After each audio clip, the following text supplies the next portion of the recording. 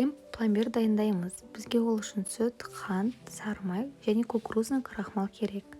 Бір жұмыртқамызға қант салып, жақсылап араластырып, үстіне кукурузный крахмалымызды саламыз.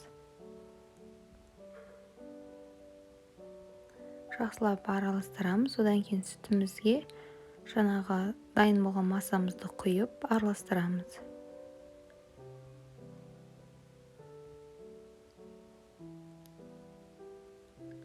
Оттың астын баяу жағып,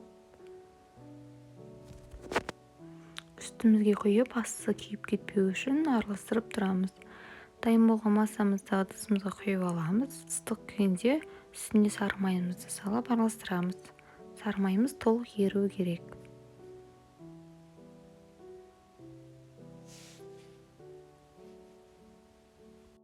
Одан кейін оны суытамыз.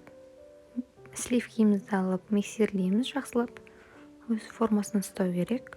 Үстіне жаңағы дайын болған суыған массамызды құямыз.